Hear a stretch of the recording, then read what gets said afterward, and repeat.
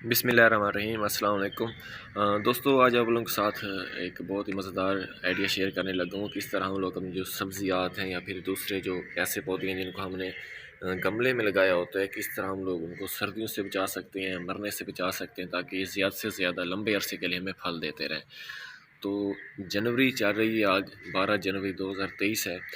तो हमारे पास ये जो बैंगन का पौधा है, ये अल्हम्दुलिल्लाह बिल्कुल रेडी है हार्वेस्टिंग के लिए। ये वाइट बैंगन का पौधा है। तो इस ऐसे जो ये फल लगा हुआ है, इसको हमने सीड के लिए रखा हुआ है ताकि मुकम्मल तौर पर पक जाए, ताकि आने वाले सीज़न के लिए हम ऐसे नए पौधे तैयार कर सकें।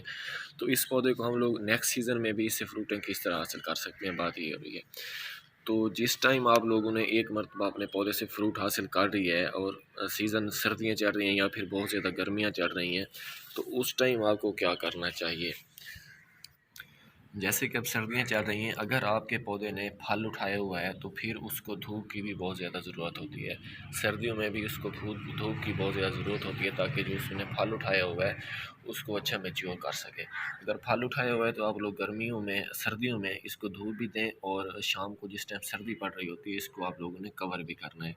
अगर आप लोग का पौधा छोटा है, फल नहीं उठाया हुआ, आपने इसकी प्रूनिंग कर दी है, तो फिर आप लोग इसको कवर कर सकते हैं, जो कि शाम और सुबह मीन के दोनों टाइम भी इसको कवर कर लेंगे तो फिर भी इसके साथ कोई इशू नहीं है। जैसे ही मौसम ठीक चेंज होगा, गर्मी आने स्टार्ट हो जाएगी, मौसम बाहर आएगा, तो ये इसकी जो नई ब्रांचेज़ हैं, जैसे कि ये नई ब्रांचेज़ ये आ रही हैं, तो ये फूटना शुरू हो जाएंगे और इनके ऊपर भी फल लगना शुरू हो जाएगा। अगर आप लोग सर्दियों में भी इनसे फल लेना चाह रहे हैं तो फिर इनको आपने कवर भी करना है, और दिन टाइम अगर इनको धूप भी देंगे, अगर आपके पास थोड़े पौधे हैं, तो फिर आप लोग सर्दियों में भी इनसे फल ला